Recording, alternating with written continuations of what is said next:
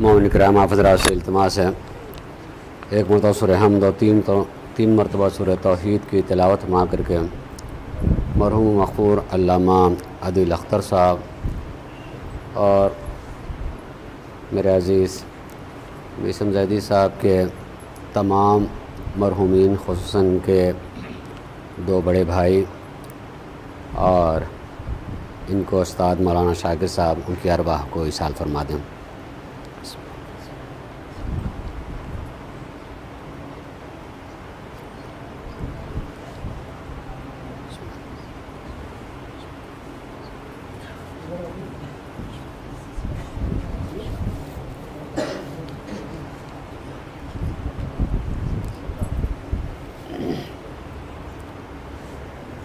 اعوذ باللہ من الشیطان اللعین الرجیم بسم اللہ الرحمن الرحیم الحمد للہ رب العالمین والصلاة والسلام علی اشرف الانبیاء والمرسلین سیدنا و نبینا و شفیع ذنوبنا و حبیب قلوبنا و طبیب نفوسنا ابی القاسم محمد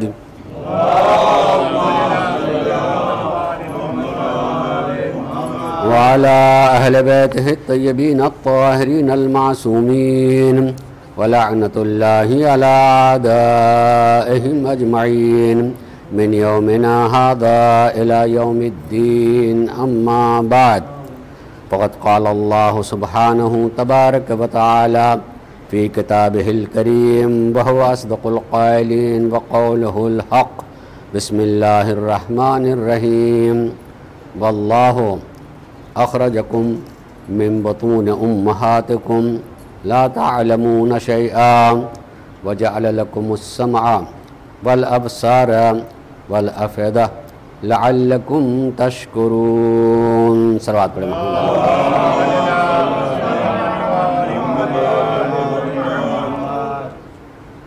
میں نے اس وقت قرآن کریم کی سورہ نحل کی آیت نمبر 78 کا انتخاب کیا ہے کچھ گفتگو کرنے کے لیے۔ یقیناً لکھنؤ سے میرا تھوڑا سا فاصلہ ہو گیا، ورنہ معمولاً یہاں کے لوگ مجھ سے آشنا تھے۔ 28 سال کے فاصلے کی وجہ سے نیا لگنے لگا ہوں، ورنہ میں نیا نہیں ہوں، میں وہی پرانا اور وہی پڑھنے والا لکھنؤ کا۔ میرے لب و لہجے سے لکھنؤ کے لوگ آشنا تھے، لیکن اب بتانا پڑتا ہے کہ میں معمولاً جب مجلس کو خطاب کرتا ہوں تو میری گفتگو کا انداز یہ ہوتا ہے کہ جو لوگ سامنے ہیں میں انہی سے گفتگو کرتا ہوں، انہی کے بارے میں گفتگو کرتا ہوں، اور سعی اور کوشش کرتا ہوں کہ میرے بیان اور میری باتوں کے آئینے میں اپنے کو پانے کی کوشش کی جائے۔ خصوصیت کے ساتھ میری گفتگو کا ایک عنوان ہوتا ہے کہ خودیابی، یعنی اپنے کو پا لینا۔ خودیابی خدا یابی کا سبب بنتا ہے۔ جو آدمی اپنے کو پا لیتا ہے وہ رب کو بھی پا سکتا ہے، وہ رب کو بھی پہچان سکتا ہے۔ اور یہ میں اپنی طرف سے نہیں کہہ رہا ہوں، یہ تو سرکار مولا کائنات حضرت علی بن ابی طالب علیہ السلام نے فرمایا ہے کہ من عرف ربہ من عرف نفسہ فقد عرف ربہ۔ جو اپنے کو پہچان لیتا ہے وہ اپنے رب کو بھی پہچان لیتا ہے۔ کبھی اس اعتبار سے ہم نے اور آپ نے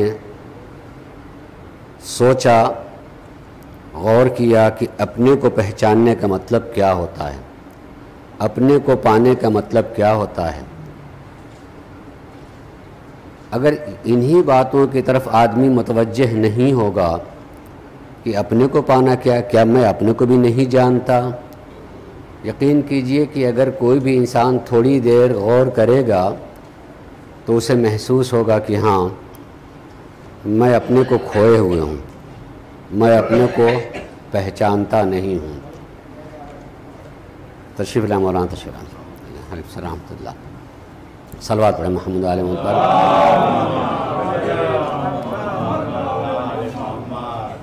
میری بات پہ غور کیجیے گا، اور میں جس طرح کی گفتگو کرتا ہوں وہ سننے کے لیے کرتا ہوں۔ میں کہیں اس بات کی امید نہیں کرتا ہوں، نہ اس اعتبار سے اپنی بات کو پیش کرتا ہوں کہ سننے والے وہاں تعریف کرنے لگیں، آواز بلند ہو یا ہاتھ بلند ہو۔ نہیں، میں چاہتا ہوں ان کی فکر بلند ہو، ان کی سوچ بلند ہو، وہ ذرا سا اس کے آگے جو ہیں سوچیں کہ ہم اپنے سے دور کیسے ہیں، اپنے کے پہچاننے کا مطلب کیا ہوتا ہے۔ ذرا سا آپ اپنے پورے وجود کو سوچیں، سر سے لے کر کے پاؤں تک، اور اپنے سے باہر کی چیزوں کو دیکھیں تو ہر چیز کو اپنے سے منسوب کریں گے کہ مثلا یہ میرا گھر ہے، یہ میرا محلہ ہے، یہ میری چیز ہے، یہ میرے اساتذہ، سب میرے، میرا، میرا یہی کہتے کہ میں ہوں، اور یہ سب مجھ سے الگ چیز ہیں مگر وہ میرا ہے۔ اس طرح کی گفتگو میں انسان اپنے کو سر سے لے کر کے پاؤں تک، یا پاؤں سے لے کر کے سر تک ایک وجود تسلیم کرتا ہے، اور اس سے کے بعد باہر کی جتنی چیزیں ہیں ان میں سے اپنی طرف منسوب کرتا ہے کہ یہ میرا گھر ہے، یہ میرے رشتہ دار ہیں، یہ میری اولاد ہے، یہ میری فلاں چیز ہے۔ تو کیا اس طرح سے آدمی اپنے کو پہچان لیا کہ یہ میں ہوں اور یہ میرا ہے؟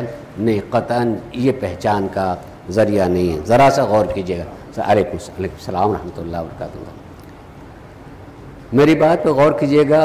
اب چھوڑ دیجیے اپنے وجود سے الگ تمام چیزیں، جو مکان تھے، دکان تھا، رشتہ دار تھے جس کو میرا اور میں کہہ رہے تھے آپ، اب اپنے ہی وجود کو دیکھ لیجئے جس کو آپ نے اب تک میں سمجھا تھا اور باقی چیزوں کو آپ نے میرا اور میری کہا تھا۔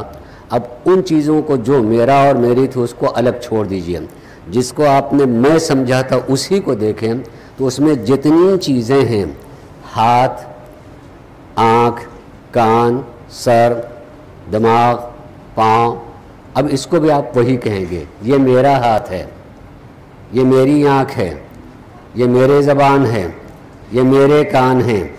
یعنی ان چیزوں کی نسبت سے جو میرے وجود سے الگ تھیں، ان نسبت سے آپ نے اپنے وجود کو میں سمجھا تھا، اور وہ میں سے الگ غیر چیز تھی جس کو آپ نے نسبت دی۔ لیکن جیسے ہی آپ اپنے اس میں تک پہنچے ہیں تو اس میں بھی سب غیر ہے، سب میرا ہے۔ پھر تھوڑی دیر کے لیے سوچئے، پھر میں کہاں ہوں؟ پھر آپ سمجھ کے بتائیں کہ میں کہاں ہوں؟ اب تک تو میں تھا، سر سے لے کر کے پاؤں تک میں تھا، باقی ساری چیزیں غیر تھی جس کو میں نسبت دے رہا تھا کہ یہ میرا ہے اور یہ میرا اور میرا۔ ان سب کو بھلا کے جب میں خود اپنے وجود میں آیا تو بالکل ویسے ہی کہہ رہا ہوں، یہ میرا سر ہے، یہ میری آنکھ ہے، یہ میری ناک ہے، یہ میری زبان ہے، یہ میرے کان ہیں، یہ میرا دماغ ہے، یہ میرا پاؤں ہے، یہ سب میرا ہو گیا۔ تو کیا آپ میں کو پانے کی کوشش کریں گے یا نہیں؟ جس کی طرف میں نسبت دیتا ہوں اپنے پورے وجود کے ہر عضو کو کہتا ہوں یہ میں نہیں ہوں، یہ میرا ہے، یہ میرا ہے، تو پھر میں کو پانے کی ضرورت ہے یا نہیں ہے؟ جب تک آدمی اس میں کو نہیں پائے گا، اس میں کو نہیں پہچانے گا، یعنی جس کے لیے میں نے جملہ بھی استعمال کیا کہ خود یابی خدا یابی کا سبب بنتا ہے، جب تک آپ اپنے کو نہیں پائیں گے اپنے رب تک پہنچ بھی نہیں سکتے۔ اس رب کو پانا ہے، اس رب تک پہنچنا ہے تو اس میں کو بھی پانا ہوگا۔ میرا عنوان ہوتا ہے سوچنے کے لیے، فکر کو بلند کرنے کے لیے۔ اور معمولاً میں یہ بھی ایک بات گزارش کر دوں، معمولاً میں جب بیان کرتا ہوں تو بہت ساری چیزوں کو سوال بنا کے چھوڑ بھی دیتا ہوں، حل کرنے کی کوشش منبر سے نہیں کرتا، تاکہ اپنی سامعین اپنی عادت سے ذرا سا الگ ہوں کہ سنیں اور سن کر کے چھوڑ کے چلے گئے۔ نہیں فکر کو لے کے جائیں اور اس فکر کو گھر بستر تک بھی جائیں تو سوچیں، سوال تلاش کریں۔ ہم تو شیعہ ہیں، ہم ان کے ماننے والے ہیں جس نے یہ کہا ہے پوچھو قبل اس کے مجھے تم کھو دو۔ یعنی سوال کا جذبہ پیدا ہونا چاہیے تاکہ انسان کچھ پانے کی صحیح کر سکے۔ جب تک سوال نہیں، سوال علم میں اضافے کا سبب بنتا ہے۔ اگر کسی نے سب حل کر دیا تو جتنی دیر تک سنا حل ہو گیا اور وہیں آدمی بھول کر کے چلا جاتا ہے، لیکن جب خود اس کا حل نکالتا ہے تو جب تک زندہ رہتا ہے وہ حل اس کے ذہن میں باقی رہا کرتا ہے۔ اس لیے ضرورت ہے کہ انسان سوالات اپنے ذہن میں پیدا کرے اور صحیح اور کوشش کرے کہ میں اپنے سوالات کے جوابات کو پا سکوں۔ تو پہلا مرحلہ ہے خودیابی، پانا اپنے کو، اور اپنے کو پانے کے بعد خود اس واقعاً اس میں کی طرف کہ میں کیا ہوں اور کہاں ہوں، کس شکل و صورت میں ہوں، تاکہ میں اس کو جب پا لوں گا تو یقیناً اطمینان ہو سکتا ہے کہ کسی حد تک میں نے اپنے کو پا لیا ہے تو جس نے مجھ کو بنایا ہے اس کے بھی پانے کا راستہ مل سکتا ہے۔ ایک مرتبہ صلوات پڑھیں محمد آل محمد پر۔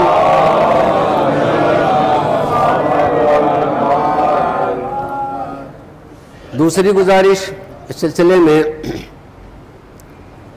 وہ بھی سوال کے عنوان سے میں آپ تک رکھنا چاہوں گا اور پھر آیہ کریمہ کے ذیل میں تھوڑی سی بات رکھوں گا۔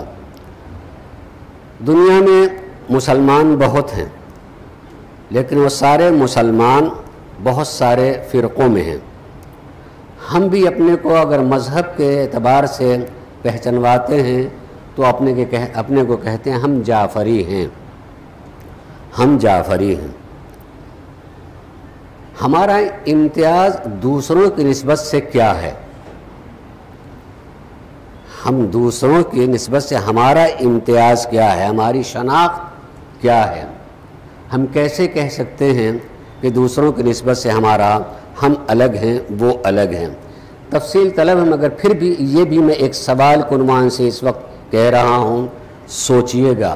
اور میں اس طرح سے کوشش کر رہا ہوں کہ سوال رکھوں کہ آپ واقعاً اپنے بستر راحت تک جائیں تو سوچیں اور تلاش کر سکیں۔ ہم اپنے بچوں کو بھی سکھاتے ہیں اسلام کو، اسلام کے بارے میں، تو ہم مختصر اسلام کا تعارف بچوں کو ایسے کراتے ہیں کہ اصول دین 5 ہیں اور فروع دین 10 ہیں۔ مکمل اسلام یہی ہے، مکمل اسلام یہی ہے کہ اصول دین 5 اور فروع دین مثلاً 10، باقی سب اسی کی تفصیل ہے، چاہے جتنی جلدوں میں لکھ ڈالیں باقی سب اسی کی تفصیل ہے۔ تو اگر ہم اصول دین 5 کہہ رہے ہیں تو اس میں سارے مسلمان شریک نہیں ہیں؟ ہاں ہیں، شریک ہیں، سارے مسلمان شریک ہیں۔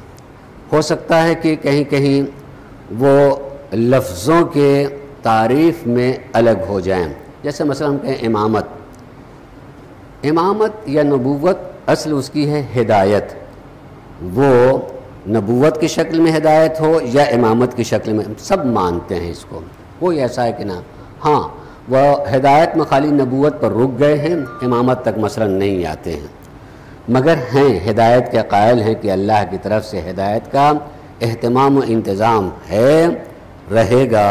اسی لیے ایک گفتگو ہے عقائد کے میدان میں کہ اصول دین 3 ہیں یا 5۔ یقیناً 3-5 کا جھگڑا جو ہے ایک عجیب سا جھگڑا ہوتا ہے، مگر اس میں نہیں پڑھنا چاہتا، خالی میں امتیاز کو بتانا چاہتا ہوں کہ آپ اپنے سوچیں امتیاز کے بارے میں۔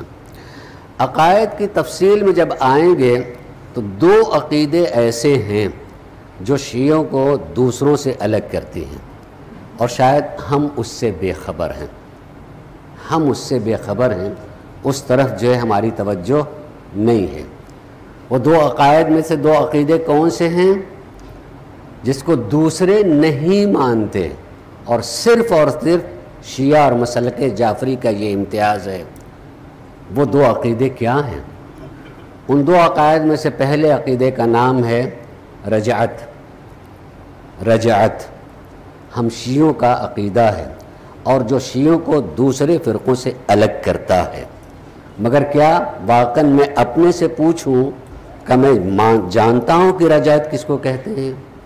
یہی ہمارا امتیاز ہے، اور امتیاز ہونے کے باوجود بھی میرے لیے واضح نہ ہو کہ رجعت کیا ہے، رجعت جو ہے کس عقیدے کو کہا جاتا ہے، دوسرے کیوں نہیں مانتے ہیں اور ہم مانتے ہیں تو کیوں مانتے ہیں؟ پہلے مرحلے میں جاننا کہ رجعت ہے کیا، اپنے سے سوال کریں، سوال کرنے کے بعد تلاش کریں، یہ ہمارا امتیاز ہے۔ رجعت کے منزل تک تو ہم میں سے بہت سارے لوگ ہوں گے جو اس لفظ کو سنے ہوں گے، خالی ہو سکتا ہے کہ اس کی تفصیل کو نہ جانتے ہوں، مگر دوسرا عقیدہ جو ہمارا امتیاز ہے اصلاً دوسرے اس کو نہیں مانتے ہیں، وہ ہے عقیدہ بدا۔ یہ ہے عقیدہ بدا۔ صلوات پڑھیں محمد عالموں پر۔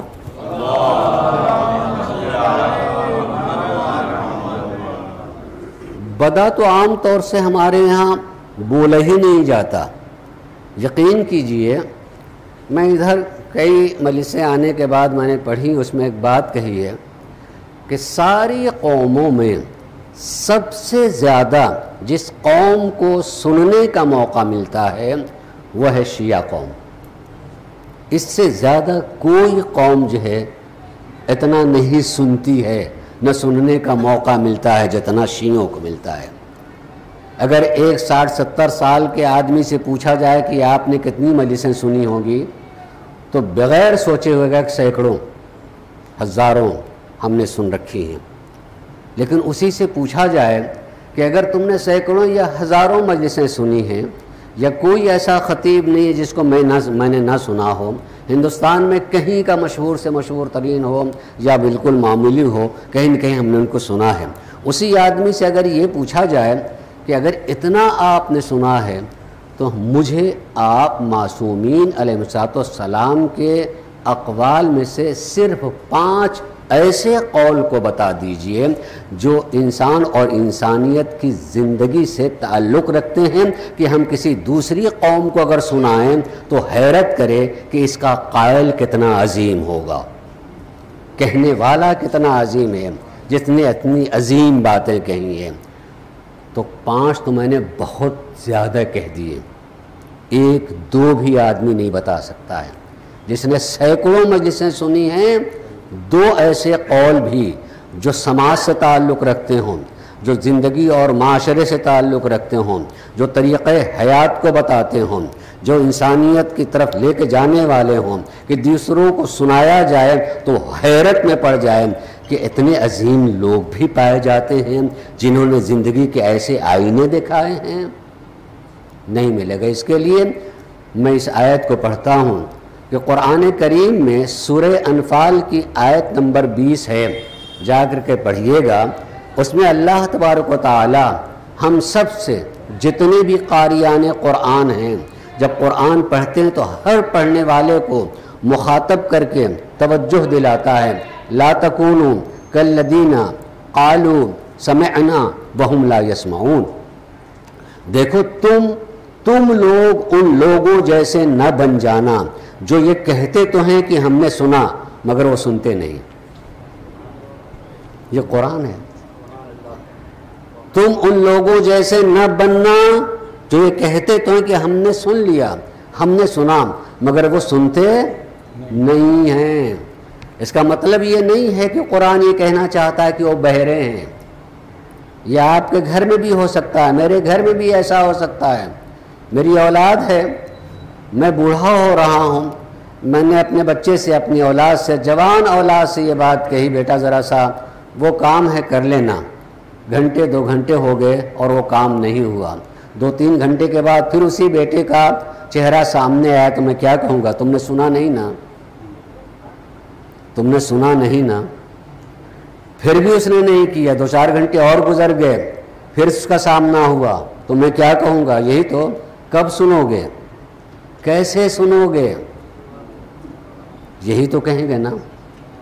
مگر ان سارے جملوں کا مطلب یہ نہیں ہوتا ہے کہ وہ بہرا ہو گیا، بلکہ اس کا مطلب یہ ہوتا ہے کہ اس نے جو سنا، جیسا سنا ویسا کیا نہیں۔ اس لیے بہت سارے دفتروں میں اور آفسوں میں یہ کہا جاتا ہے کہ بھائی وہاں کیا جا کے کیا کریں، وہاں کسی طرح کی کوئی سنوائی نہیں ہے. بہرے لوگ نہیں بیٹھے ہیں، سبھی سننے والے بیٹھے ہیں، سنتے بھی ہیں، مگر سن کے جو کرنا چاہیے وہ کرتے نہیں ہیں، تو ہم کہتے ہیں کہ سنوائی نہیں ہے. اس لیے اچھا آدمی وہی ہوتا ہے جو کسی اچھی بات کو سن کر کے اس کی تعریف نہیں کرتا، بلکہ اس اچھی بات کو اپنے وجود میں اتار کر کے اچھا بن جاتا ہے. وہ اچھا بنے اسے کہا جاتا ہے.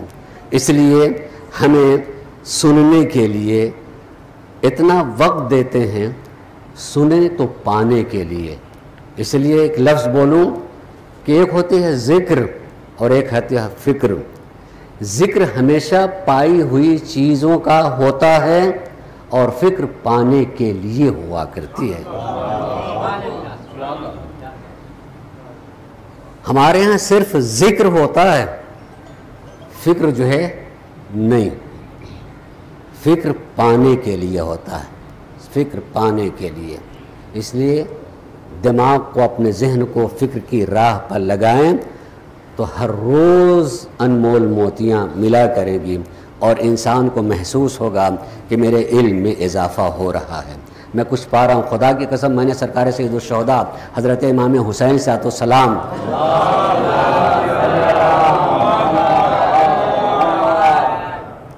کہ ایک قول کو پڑھا کہ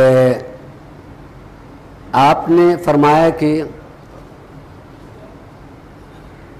وہ شخص میرا ہے، میرا وہ ہے جو جب صبح کرے تو اپنے اندر علم میں اضافہ پائے تو وہ میرا ہے. ہم اور آپ یہ کہتے ہیں کہ حسین ہمارے ہیں، اور حسین اب ہم سب کو اپنا کہنے کے لیے علم کی راہ پہ لگانا چاہتے ہیں کہ جس کا کل اور آج میں اتنا فرق ہو کہ کل جتنا جانتا تھا آج اس سے زیادہ جانتا ہے، تو حسین کی آواز آئے گی تم میرے ہو، تم میرے ہو. اور یہ اضافہ اسی وقت ہو سکتا ہے جب انسان فکر کرے. اس فکر کے لیے میں ایک گزارش، ابھی میں نے آیت کا ترجمہ نہیں کیا، خالی ابھی مقدمتاً میں ایک بات کہہ رہا تھا، تھوڑی دیر سن لیجئے گا اس کو بھی، کہ سرکار مولا کائنات حضرت علی ابن ابی طالب علیہ السلام کہ آدمی اپنی فکر کو کیسے لگائے، کس طرح سے سوچے کسی تاکہ اس کو پا سکے. سرکار مولا کائنات اس قول میں ارشاد فرماتے ہیں کہ میں اگر کسی چیز کو دیکھتا ہوں، توجہ کیجئے گا اور سوچئے گا، میں جب کسی چیز کو دیکھتا ہوں تو جس چیز کو دیکھتا ہوں اس کا مرحلہ دوسرا ہوتا ہے، اور اس سے پہلے مرحلے میں رب کو دیکھتا ہوں. کسی چیز کو دیکھتا ہوں تو دوسری چیز ہوتی ہے، اس سے پہلی جو چیز ہوتی ہے وہ رب ہوتی ہے. کیا یہ سوچنے اور فکر کرنے کی ضرورت نہیں ہے کہ مطلب کیا ہوا؟ میں کسی چیز کو دیکھتا ہوں تو وہ دوسرے مرحلے میں ہوتی ہے اور پہلے مرحلے میں رب ہوتا ہے، یعنی میں پہلے رب کو دیکھتا ہوں تب دوسری چیز دکھائی دیتی ہے. جیسے میں یہ کہوں کہ میں اس دیوار کو دیکھ رہا ہوں، میں کہوں کہ میں آپ کو دیکھ رہا ہوں، میں یہ کہوں کہ اس صحن میں فلاں چیز میں دیکھ رہا ہوں، تو میرے لیے جو میں کہہ رہا ہوں تو وہی پہلی چیز ہوتی ہے کہ میں دیوار کو دیکھ رہا ہوں، میں آپ کو دیکھ رہا ہوں، میں فلاں چیز کو دیکھ رہا ہوں. مگر ذرا سی فکر کیجئے تو سمجھ میں آ جائے گا کہ نہیں، یہ تو دوسری چیز ہے. میں اگر کسی دیوار کو دیوار کہہ رہا ہوں تو اس لیے دیوار کو دیوار کہہ رہا ہوں کہ روشنی ہے، کہ اگر روشنی نہ ہوتی تو میں دیوار کی طرف اشارہ نہیں کر سکتا تھا. توجہ چاہوں گا نا، غور کیجیے گا. روشنی ہے، میں آپ کو آپ کہہ رہا ہوں کہ آپ ہیں تو اس لیے کہہ رہا ہوں کہ روشنی ہے. اگر اندھیرا ہوتا تو میں آپ کو نہیں دیکھ پاتا، اشارہ نہیں کر سکتا تھا، نام نہیں لے سکتا تھا.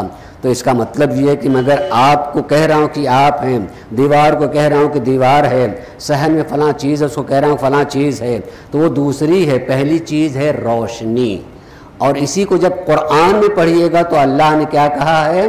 اللہ نور السماوات والارض، اللہ زمین و آسمان کے نور کا نام ہے۔ نور کے بغیر کوئی چیز دکھائی نہیں دیتی۔ علی کہہ رہے ہیں کہ جب میں کسی چیز کو دیکھتا ہوں تو پہلے رب کو دیکھتا ہوں۔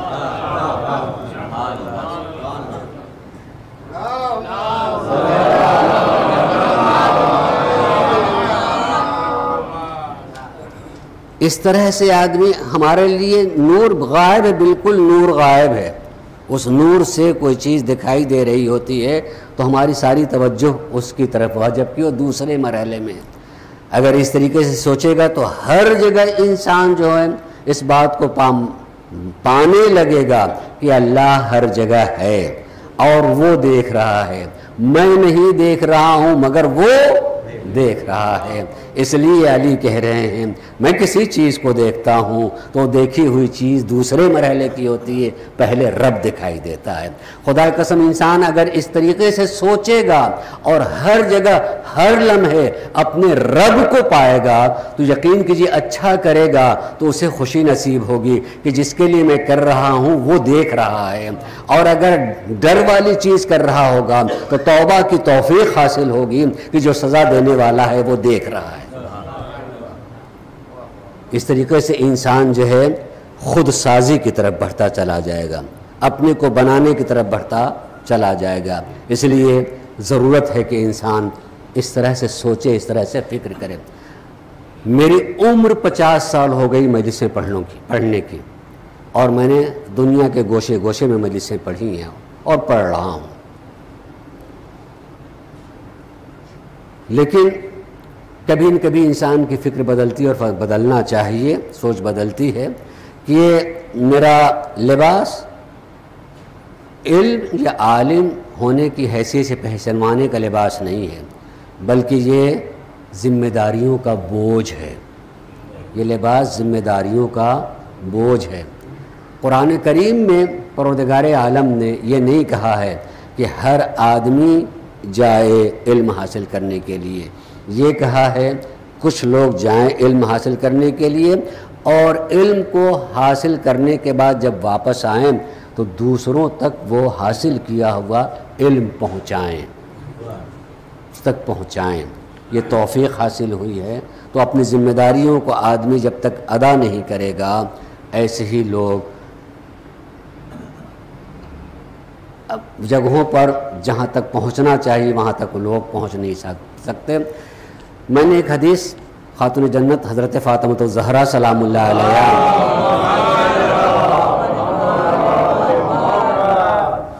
کہ دیکھیے آپ نے فرمایا کہ جو کوئی ہمارے یتیموں کی کفالت کرے گا قیامت میں ہم ان کی شفاعت کریں گے۔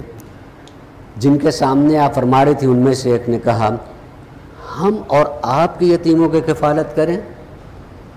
ہم تو آپ کے صدقے پہ جی رہے ہیں، ہم کہاں سے جو ہے کسی کی کفالت کر سکتے ہیں؟ تو سرکار سیدہ نے یہ فرمایا کہ ہمارے یتیموں کی کفالت کا مطلب میری براہ راست اولاد نہیں ہے۔ ہمارے ماننے والے وہ جو علم سے دور ہیں، جو شخص بھی ان کو علم سے جوڑتا چلا جائے گا گویا کہ وہ ہمارے یتیموں کی کفالت کر رہا ہے۔ جن چیزوں کو وہ جانتا نہیں ہے اور اس علم کو اس تک پہنچاتا چلا جائے گا تو ماننے کے اعتبار سے وہ ہم سے قریب ہے، لیکن پہچاننے کے اعتبار سے، علم کے اعتبار سے یتیم ہو گیا ہے، دور ہو گیا ہے۔ اس کو یتیمی سے نکال کر کے پھر سے جوڑنے کا ذریعہ یہی ہے کہ اس کو جہالت سے نکال کر کے علم تک پہنچا دیا جائے گا تو یقین کیجئے ہوئے یتیمان فاطمہ کو فاطمہ سے جوڑ دینے کے برابر ہوتا ہے۔ لہذا ضرورت ہے کہ ان منبروں سے اس فرش پہ آنے والوں کے لیے واقعی معنوں میں جو اپنا علم ہے، جو جانتے ہیں اور یہ محسوس کریں کہ ہم جن کو مخاطب کر رہے ہیں ہم انہی میں ہیں، ہم جانتے ہیں کہ ان کن چیزوں کو نہیں جانتے، جو ان کی زندگی کی ضرورت ہے، یہاں سے لے کر کے آخرت تک کی ضرورت ہے، ہم انہیں بتاتے چلے جائیں۔ وہ ہم جب بتا نہیں رہے ہوں گے بلکہ جناب سیدہ کے ماننے والوں کو جناب سیدہ سے جوڑتے چلے جائیں گے، اور اس کے نتیجے میں جناب سیدہ جو ہے قیامت میں ہماری شفاعت بھی کرتی چلی جائیں گی۔ صلوات پر محمد و آل محمد۔ دیکھیے اتنی خاموش مجلس نہیں ہوتی ہے، میں خاموشی مجلس دنیا بھر میں پڑھتا ہوں، لیکن خاموش وجود کے اعتبار سے ہے، ہیجان وجود کے اندر پیدا ہوتا ہے۔ جب تک انسان کے اندر انقلاب نہیں پیدا ہوگا ظاہر میں بھی کوئی تبدیلی نہیں آ سکتی ہے۔ ضرورت ہے ذہن میں انقلاب پیدا ہو، روح میں انقلاب پیدا ہو۔ میں پڑھ رہا تھا ابھی کہیں تو میں نے کہا دیکھیے انسان ایک ہی وقت میں، اس میری بات تو غور سے، ایک ہی وقت میں انسان 3 زندگیاں جیتا ہے، 3 زندگیاں جیتا ہے۔ اگر وہ 3 زندگیاں ایک ہی وقت میں جی رہا ہوتا ہے تو اس کو 3 موتیں بھی آئیں گی۔ ہم صرف ایک ہی زندگی جانتے ہیں اور ایک ہی موت جانتے ہیں، اور اسی ایک زندگی ہی سے متعلق تمام ہمارا ہم و غم اسی ایک زندگی سے متعلق ہوتا ہے۔ کچھ تھوڑا بہت خوش بھی ہوتے ہیں تو اسی زندگی سے متعلق، ورنہ رنج و غم ہی مسلسل رہتا اسی ایک زندگی سے متعلق۔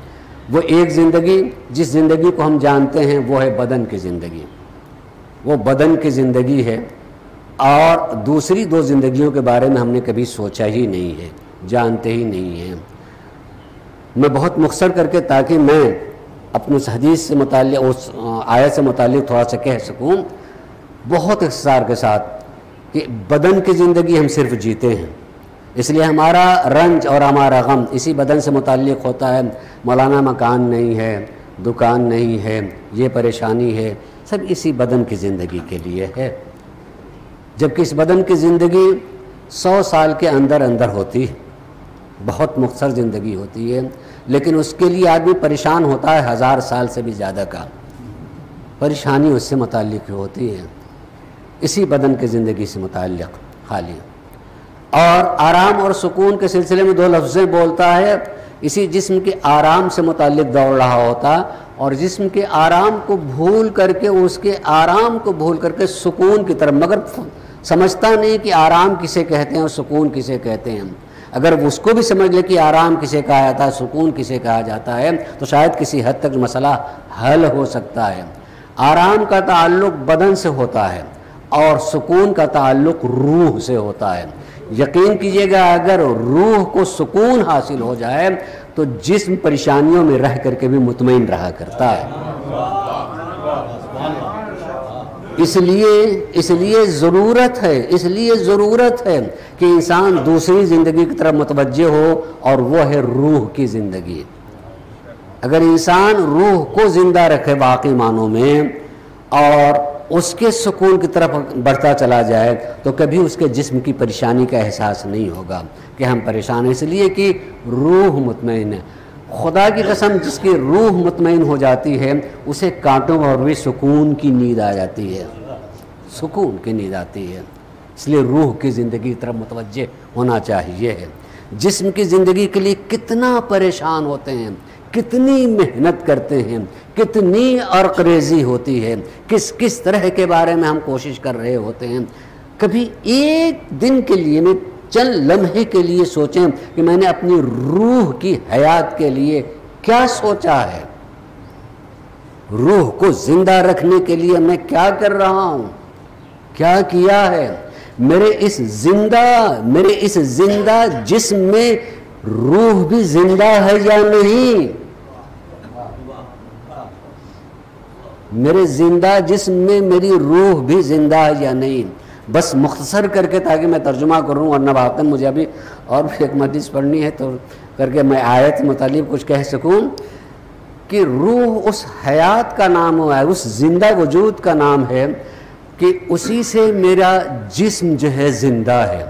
اگر اس جسم سے روح کا رشتہ ٹوٹ جائے تو پھر یہ جسم زندہ نہیں رہتا ہے، اور اگر روح کا رشتہ خدا سے ٹوٹ جائے تو روح زندہ نہیں رہتی ہے۔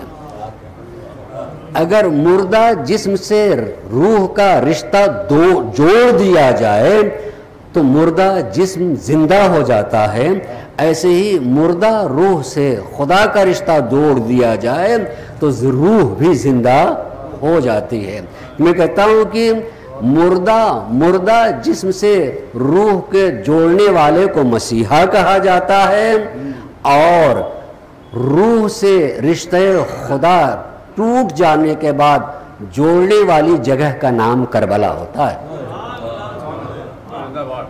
خدا کی قسم کربلا نے جو ہے روح سے رشتہ خدا، ٹوٹے ہوئے رشتہ خدا کو جوڑا ہے، اور اسی لیے اس جوڑے میں دیکھیں کہ ایک طرف مجمع ہی مجمع دکھائی دے رہا ہے مگر جسم زندہ ہے، روحیں اس کے مردہ ہیں، اور دوسری طرف چند ہیں مگر وہ اس وقت وہ اس دنیا سے چلے گئے مگر آج بھی زندہ ہیں اور قیامت تک زندہ رہیں گے۔ روح زندہ ہو جاتی ہے تو کبھی ہمارے وجود کو مرنے نہیں دیتی ہے، اس لیے انسان جو ہے اس اعتبار سے سوچے۔ تیسری حیات کا نام ہے معاشرے کی زندگی، جسم کی زندگی، روح کی زندگی، اور ایک معاشرے کی زندگی۔ معاشرے کی زندگی کا مطلب جہاں جن لوگوں میں ہم جی رہے ہوتے ہیں اس میں ہر ایک صرف اپنی فکر کرتا ہے، اپنی صرف فکر کرتا ہے۔ بلکہ اسی سے جو بات میں نے کہی جوڑ کے کہوں کہ اگر روح کا رشتہ خدا سے ٹوٹ جائے تو روح مر جاتی ہے، کسی صرف ایک کا ہو تو ایک مر جاتا ہے، پورے معاشرے کا رشتہ خدا سے ٹوٹ گیا تو معاشرہ مر جایا کرتا ہے۔ اور اس مرے ہوئے معاشرے کو کیسے پہچانا جا سکتا ہے کہ جو صرف اپنی فکر کرتا ہے، اپنے بچے کی تعلیم کی فکر کر رہا ہوتا ہے، ایک یتیم جس کے سر سے باپ کا سایہ اٹھ گیا ہے اس کے بارے میں نہیں سوچتا ہے۔ جہاں اہل بیت آ کر کے یہ کہتے ہیں کہ جو کوئی صبح کرے اور وہ اپنے دوسرے مسلمان بھائیوں کے بارے میں نہ سوچے فلیس منا، اسے کبھی سوچنا بھی نہیں چاہے کہ وہ ہم میں سے ہے۔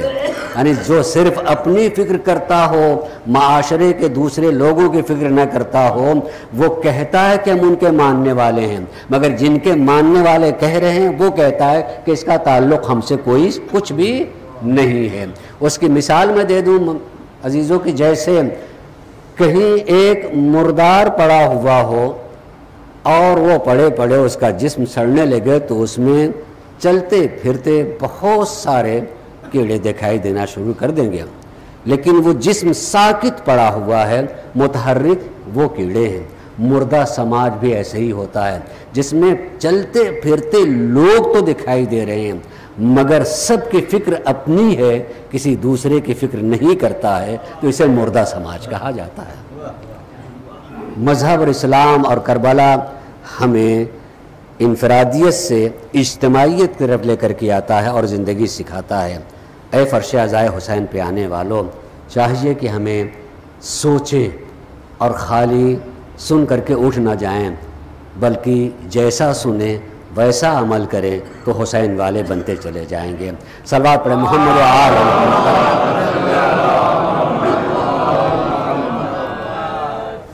معذرت خواہ ہوں، ابھی میرے نگاہ گھڑی پہ پڑی، ورنہ ویسے تو سامنے جتنے چہرے ہوتے ہیں وہ سب گھڑی ہوتی ہے، اس گھڑی پر جو ہے لگ رہا ہے کہ ابھی سننے کے موڈ میں ہو، سن سکتے ہیں، لہٰذا میں تھوڑی دیر جو ایک بات کہنا چاہوں گا۔ ایک مرتبہ اور صلوات پڑھیں محمد علیہ۔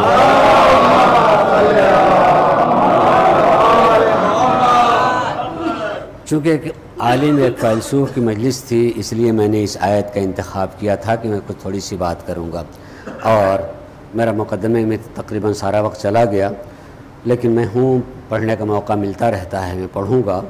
خالی اس آیت کے سلسلے میں سورہ نحل کی آیت نمبر 77 اور 78 ہے، اس کو میں نے پڑھا کہ اللہ تبارک و تعالیٰ کے یہ فرمان ہے کہ وَأَخْرَجَكُم مِّن بُطُونِ أُمَّهَاتِكُمْ لا تعلمون شیئا، کہ ہم نے جب تم کو اس دنیا میں بھیجا ہے تو تم جاہل تھے۔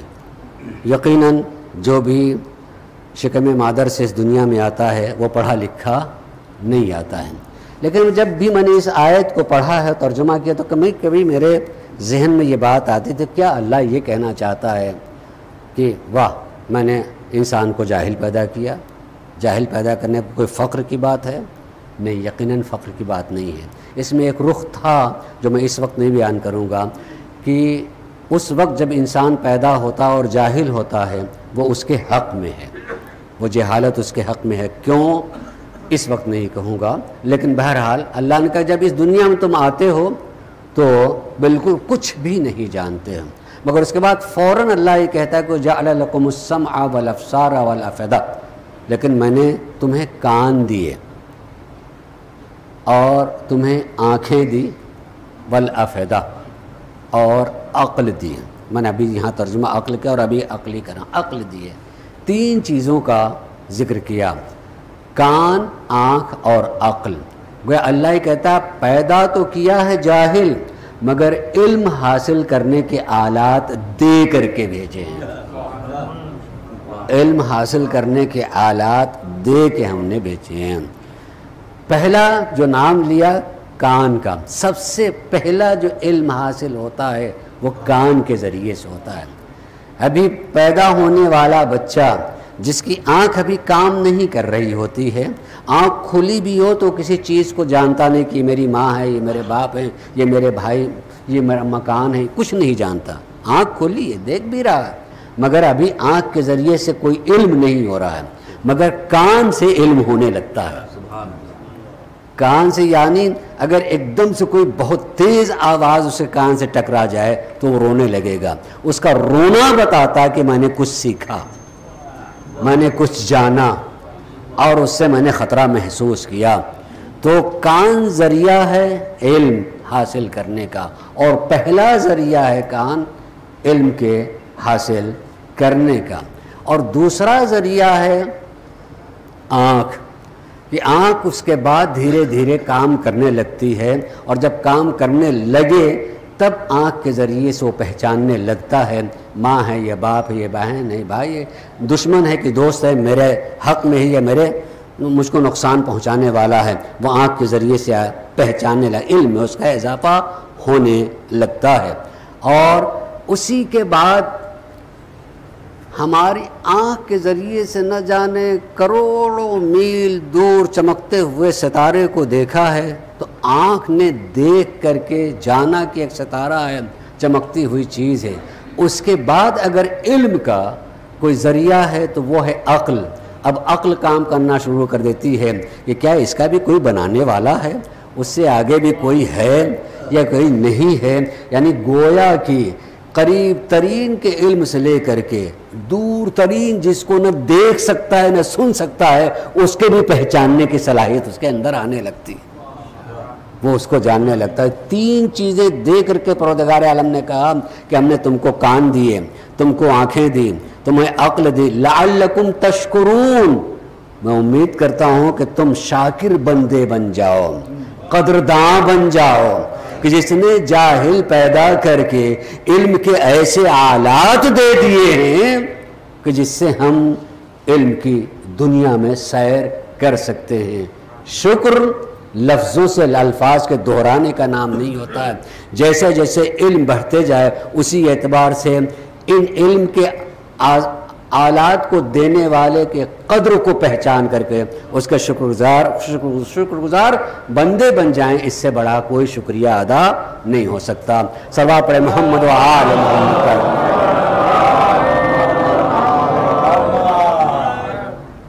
میں آج جو یہاں بیان کرنا چاہ رہا تھا اور اس کے لیے اتنا مقدمہ ہو گیا، میں بس تھوڑا سا وہ بھی پورا نہیں، ورنہ تو اس میں 7 مراحل ہیں میرے لیے، 7 مراحل۔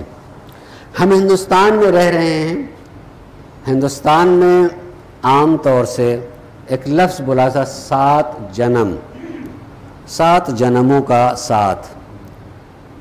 یہ اصل میں 7 جنم نہیں ہے اور جنم ہے بھی، میں اس کی تائید یا تردید کے بغیر ایک فکر دے رہا ہوں، سوچئے گا، اس پر غور کیجئے گا، اس لیے میں دے رہا ہوں کہ یہاں بھول کے نہ جائیے گا، میری باتوں کو اپنے ذہن میں رکھ کر کے جب جب موقع ملے تو اس پر سوچئے گا، اس پر فکر کیجئے گا۔ یہ 7 دنیایں ہیں، توجہ چاہوں کہ غور کیجئے گا، 7 دنیا ہیں۔ میں اس وقت آپ کے درمیان میں بول رہا ہوں اور آپ سن رہے ہیں، یہ ہماری اور آپ کی چوتھی دنیا ہے۔ اس سے پہلے ہم 3 دنیا سے گزر چکے ہیں، اور اس چوتھی دنیا کے بعد 3 دنیا اور دیکھی جانی ہے۔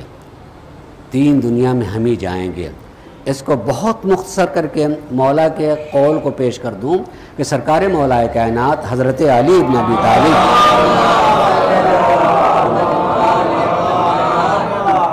آپ ارشاد فرماتے ہیں، ہمیں مخاطب کر کے مولا فرماتے ہیں کہ خلقتم للبقاء لا للفنا، اللہ نے تمہیں باقی رکھنے کے لیے پیدا کیا ہے، فنا ہونے کے لیے پیدا نہیں کیا ہے۔ بالکل ابتدا میں جو میں نے بات کہی کہ اپنے کو پہچانیے، تو ہم اصل میں اپنے کو جو پہچانتے ہیں وہ جسم کو جانتے ہیں خالی، کہ میں، یہ میرا جسم جو ہے وہ میں ہوں، یہ میں نہیں ہوں۔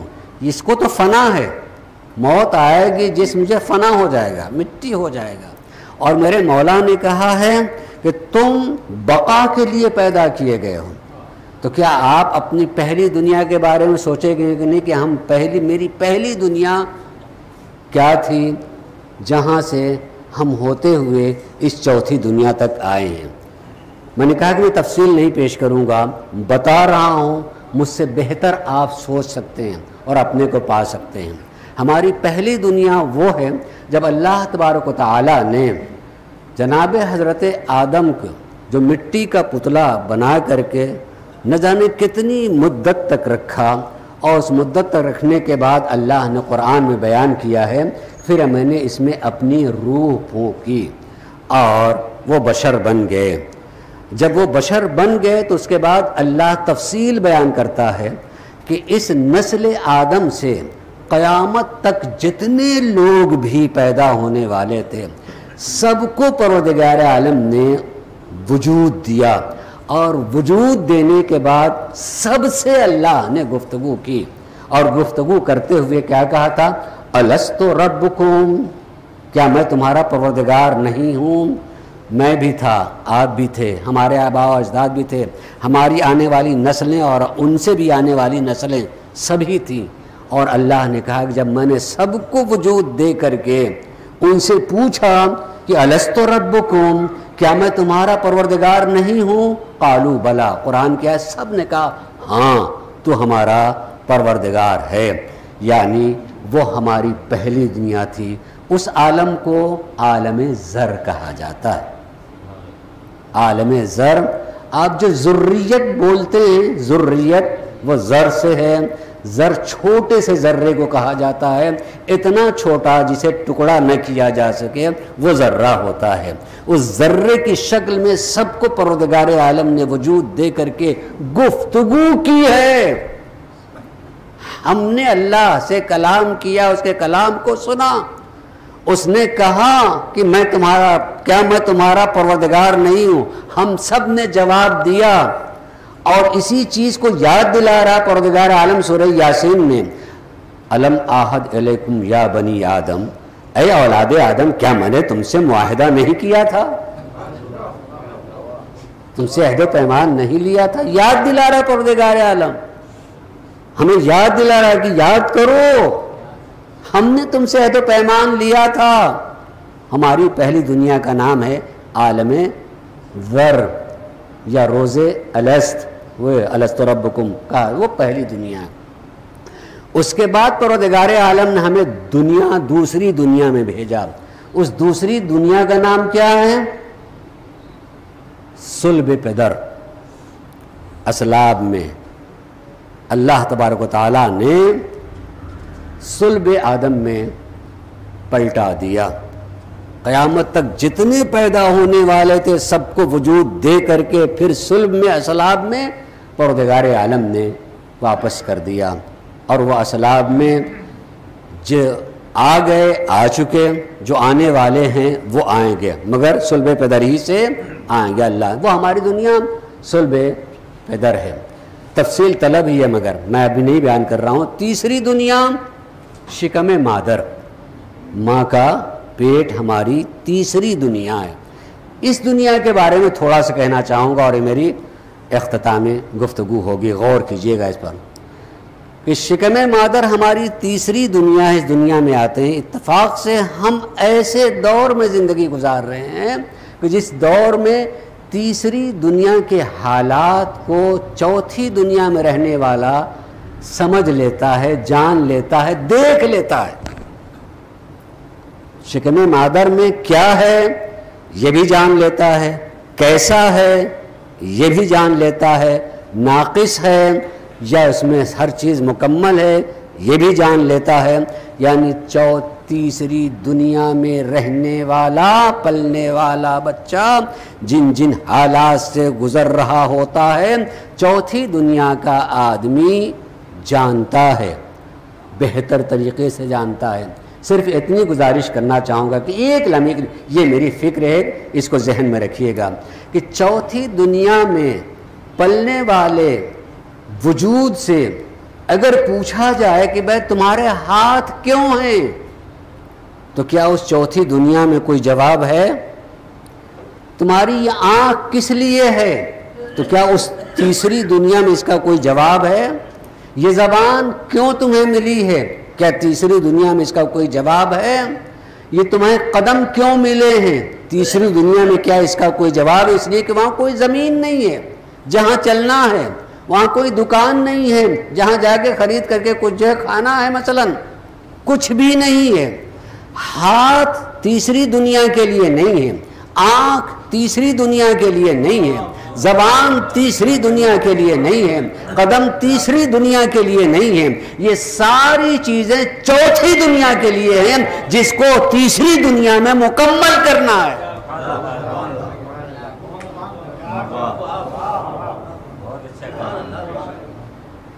چوتھی دنیا کا آدمی تیسری دنیا کے حالات کو جان لیتا ہے۔ اگر کوئی ڈاکٹر کہہ دے کہ یہ جو آ رہا ہے اس کا ہاتھ نہیں ہے، اس کا پاؤں نہیں ہے، اس کا دماغ نہیں ہے، سننے کی صلاحیت نہیں ہے، دیکھنے کی صلاحیت نہیں ہے، اگر یہ چوتھی دنیا میں آ گیا تو وہ بھی فلاں فلاں فلاں فلاں زحمتوں میں رہے گا، جو اس کے پالنے والے ہیں وہ بھی فلاں فلاں فلاں فلاں فلاں طرح کی زحمتوں میں رہیں گے۔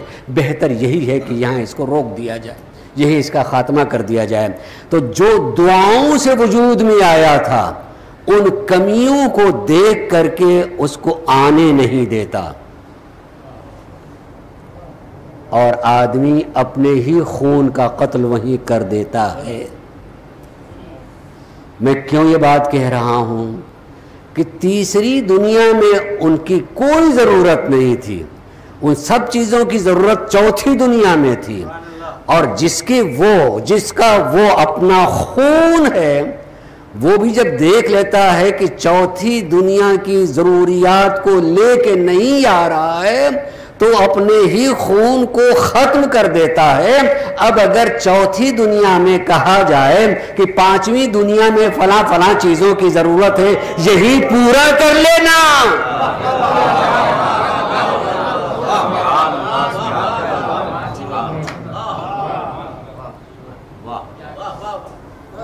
یہی پورا کرنا، تو ہمارا دماغ ہمیں بہکانے لگتا ہے کہ کون گیا اور کون آیا، کہ وہاں جو کیا ہوتا اور کیا نہیں ہوتا ہے، کون مر کے جانے والا آیا کہ بھی کتنی پٹائی ہوئی، نہیں، کوئی نہیں ہے۔ بس یہ دل کے بہلانے کو غالب یہ خیال اچھا والا ہو جاتا ہے، یہ سب ایسے ہی کہا گیا ہے، لیکن کم سے کم یہ تیسری اور چوتھی دنیا سے تو ایک مرتبہ سوچنا چاہیے۔ بس ایک بات کہہ کر کے کہ اگر اس تیسری دنیا میں رہنے والے وجود سے پوچھا جائے کہ یہ جو اس کی یہ ناف ہے، ناف، اور وہ ناف جو ہے ماں کے وجود سے ملی ہوئی ہوتی ہے، یہ کیوں ہے، یہ کیوں ہے، تو یقیناً وہ وجود ضرور جواب دے گا کہ یہی تو سب کچھ ہے، میرے لیے یہی سب کچھ ہے، اگر یہ نہ ہو تو میں نہیں ہوں۔ اگر اس چوتھی دنیا میں پلنے والا بچہ اس ناف میں، جو یہ ناف ماں کے وجود سے ملی ہوتی ہے، اس کی ساری غذا اور ساری سب کچھ اسی کے ذریعے سے مل رہی ہوتی ہے، اس کو کوئی نقص ہو گیا، اس میں کوئی خرابی آ جائے تو یقین کیجئے اس پلنے والے بچے میں بھی ساری خرابیاں یہی سب کچھ ہے۔ لیکن جب وہ چوتھی دنیا سے، جب وہ تیسری دنیا سے چوتھی دنیا میں آنے لگتا ہے تو لیا کیا جاتا ہے اور کاٹا کیا جاتا ہے، کاٹی کیا چیز جاتی ہے؟ جو اس کی سب کچھ تھی اسی کو کاٹ دیا جاتا ہے۔ یعنی اب وہ ادھر کا ادھر چھوڑ دو، اب تمہاری زندگی ادھر شروع ہو رہی ہے، اب جو لے کے آئے ہو اس کو کام میں لے کر کے آؤ۔ تو جو سب کچھ تھا اس کا اسے کاٹ دیا تو اس وقت وہ رونے لگتا ہے کہ میرا سب کچھ چلا گیا۔ نہ روئے تو لوگ پریشان ہو جاتے ہیں کہ روتا کیوں نہیں ہے، اسے مار کے رلایا جاتا ہے کہ روئے، خیال آئے کہ جو سب کچھ تھا چلا گیا۔ عزیزان گرامی، موقع ہوتا تو میں پڑھتا کہ قرآن نے ان سب چیزوں کا کیا حسین طریقے سے پیش کیا ہے کہ جب اسی چوتھی دنیا سے پانچویں دنیا کی طرف جا رہا ہوتا ہے تو فرشتے آتے ہیں، اچھا آدمی جا رہا ہوتا ہے تو اسے شاباشی دے رہا ہوتا ہے، سلام علیکم، یہ لفظ ہے سلام علیکم، تمہارے لیے سلامتی ہو، کیا اچھی زندگی گزاری ہے، استقبال کر رہے ہوتے ہیں۔ اور اگر خدا نہ کر دے جیسے تیسری دنیا سے چوتھی دنیا میں بچہ آ رہا ہوتا ہے تو اس چوتھی دنیا میں جتنے رشتہ دار ہو رہے ہوتے ہیں خوش ہوتے ہیں اور خوش ہو ایک دوسرے کو مبارکبادی دے رہے ہوتے ہیں۔ بچے کے چہرے کیا حسین بچہ ہے، ارے کیا اچھی آنکھیں ہیں، کتنے اچھے چھوٹے چھوٹے پاؤں ہیں، ہاتھ ہیں، مثلا سب چیزوں کی تعریف ہو رہی ہوتی ہے۔ ایسے ہی جب چوتھی دنیا سے پانچویں میں جا رہا ہوتا ہے تو وہاں رشتہ دار تو نہیں ہوتے ہیں، فرشتے ہوتے ہیں، وہ کہتے ہیں سلام علیکم۔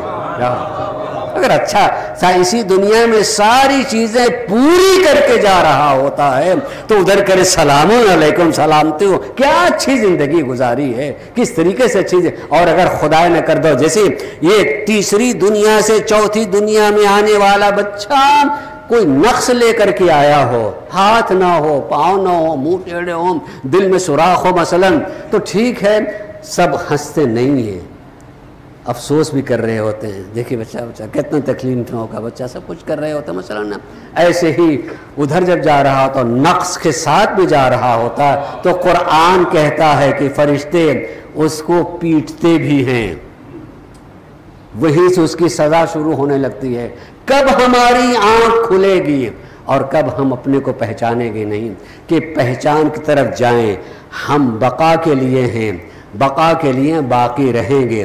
انجام کی طرف آتے ہوئے کہنا چاہوں گا کہ اس بقا کے لیے دیکھیے گا کہ چوتھی دنیا سے پانچویں دنیا میں جا رہے ہیں تو اسے عالم برزخ کہا جاتا ہے، اور پانچویں دنیا سے جب چھٹی دنیا میں جاتے ہیں تو اسے عالم حشر کہا جاتا ہے۔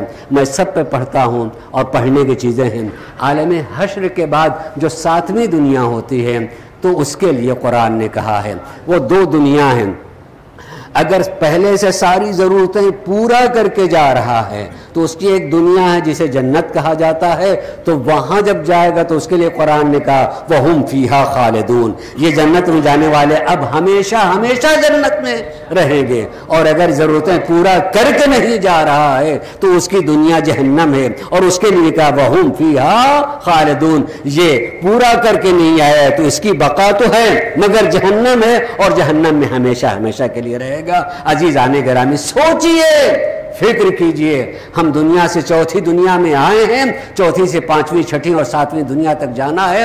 ہمیں سوچنا بھی نہیں چاہیے کہ ہماری آخری دنیا جہنم ہو، اور خصوصاً جو اہل بیت کے ماننے والے ہوں ان کے لیے اتنا سہارا اور اتنی جاگتی اور اتنا منور ساری چیزیں اس میں دکھائی دینا چاہیے کہ میں کدھر جا رہا ہوں، کیا چھوڑ کے جا رہا ہوں، کیا پا کے جا رہا ہوں۔ اس لیے اللہ ایک جگہ ارشاد فرماتا ہے کہ جب لوگوں کے سامنے موت آتی ہے تو وہ اللہ سے بات کرنے لگتے ہیں، اور بات کرتے ہوئے کہتے ہیں رب ارجعون لعلی اعمل صالحا فیما ترکت، پروردگارا پلٹا دے، میں نے جو چھوڑا اس کو پورا کر کے میں آ جاؤں گا، میں نے جو چھوڑا میں اس کو پورا کر کے آ جاؤں گا۔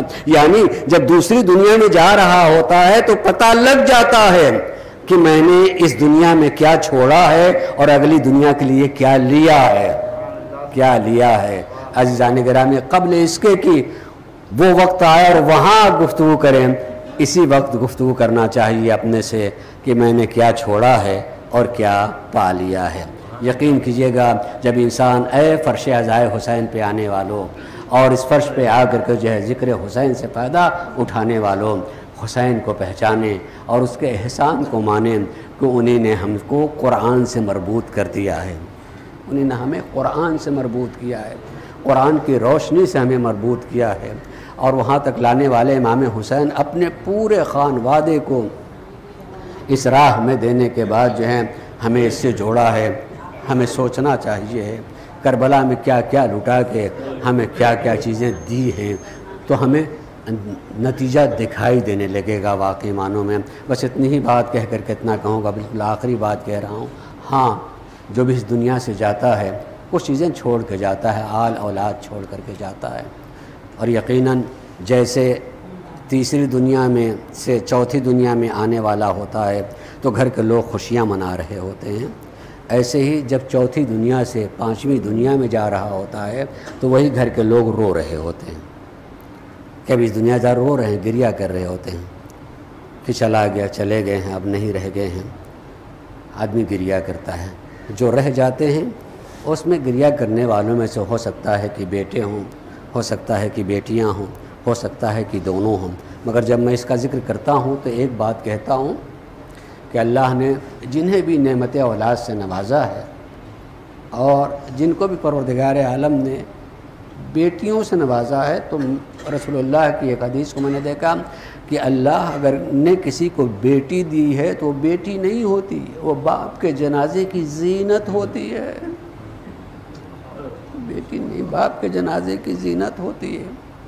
کوئی رونے والا ہو یا نہ ہو، اگر بیٹی ہے نا وہ بہت روتی ہے، بہت روتی ہے، اور اسے ہم کیسے انکار کر سکتے ہیں؟ بالکل نہیں انکار کر سکتے ہیں عزیزان گرامی، بالکل نہیں انکار کر سکتے ہیں۔ اگر بیٹی ہے تو روتی ہے، کتنے اور کتنا روتی ہے، کتنا روتی ہے۔ آئیے آپ رسول کے گھر میں دیکھ لیجئے، رسول کے گھر میں دیکھ لیجئے کہ کتنا روتی ہے۔ ایک بیٹی تھی نا، مگر اپنے بابا کو کتنا روئی ہیں کہ مدینے کے لوگوں نے کہا یا تو دن میں رو لیجئے یا رات میں رو لیجئے، مگر کیا بیٹی نے رونا چھوڑ دیا؟ بیٹی نے رونا چھوڑ دیا تھا؟ نہیں، بیٹی نے رونا نہیں، چونکہ بیٹی نے بس ایک حدیث اس میں روایت پڑھی ہے میں نے، علامہ امینی نے ذکر کیا ہے کہ جناب شہزادی جب روتی تھی، گریہ کرتی تھی، تو ایک دن یوں ہی ابو الحسن سے کہا، ابو الحسن کیا آپ مجھے بابا کو وہ کرتا دکھا سکتے ہیں جو بالکل آخری وقت میں پہنا تھا اور آپ نے جو ہے اس میں غسل دیا تھا؟ علی دوڑ کے گئے کہ شہزادی نے آج ایسا تقاضا کیا ہے کہ میں اسے پورا کر سکتا ہوں، جا کے دوڑ کر کے لے کر کے آئے اور لا کر کے دکھا دیا۔ جیسے ہی فاطمہ نے بابا کے کرتے کو دیکھا، رو کر کے غش کھا کر کے گر گئی۔ علی کہتے میں نے جلدی چھپا دیا، پھر اس کے بعد پھر کبھی نہیں دکھایا، لیکن جب دیکھ کر کے رو رہی تھی تو فاطمہ یہی کہہ رہی تھی کہ بابا کیا میں وہی فاطمہ ہوں؟ بابا کیا میں وہی فاطمہ ہوں؟ علامہ امینی فرماتے ہیں کہ فاطمہ نے کبھی اس جملے کو مکمل نہیں کیا، خالی اتنی ہی کہہ کے روتی تھی کہ بابا کیا میں وہی فاطمہ ہوں؟ اب علامہ امینی خود اپنی طرف کی شاید فاطمہ کہنا چاہتی ہوں کہ بابا کیا میں وہی فاطمہ ہوں کہ جب میں آتی تھی تو آپ کھڑے ہو جاتے تھے؟ کیا میں وہی فاطمہ ہوں کہ میرے ہاتھ کا آپ بوسہ لیتے تھے؟ کیا میں وہی فاطمہ ہوں جس کی پیشانی چما کرتے تھے؟ اب آج اس کی پسلیاں ٹوٹی،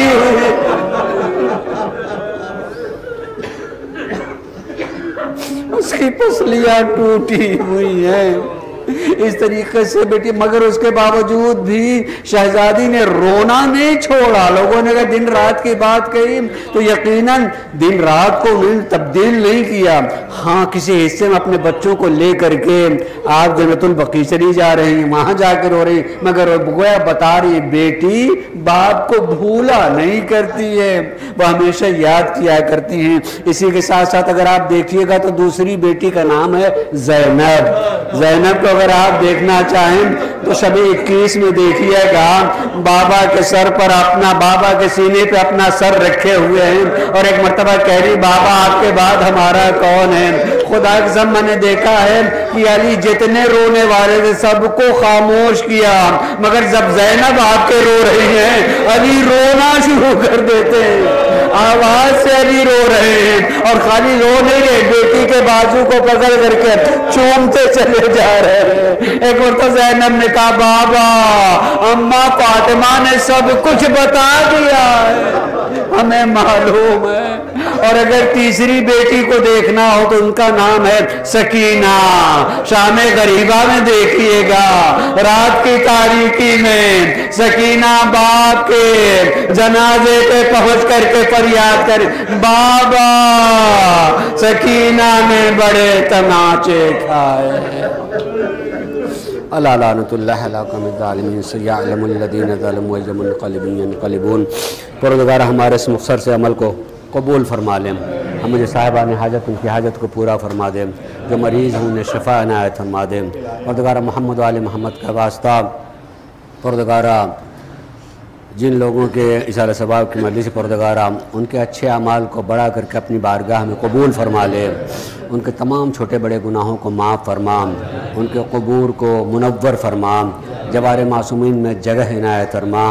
پروردگار محمد و آل محمد کا واسطہ ہے معبود ہم مجھے صاحبان حاجت ان کی حاجت کو پورا فرما دے. ہم نور زہرا کے ظہور کے منتظر جلد ظہور فرما, اور ہم سب کو ان کے آبان و انصار فرما. آخر میں ایک مرتبہ تقاضا کہ ایک متصور حمد و 3 متصور توحید کی طرح فرما کر کے اپنے اپنے مرحومین کے لیے اور مومن مومنات جن کا کوئی فاتحہ پڑھنے والا نہیں ان کے لیے, اور خصوصیت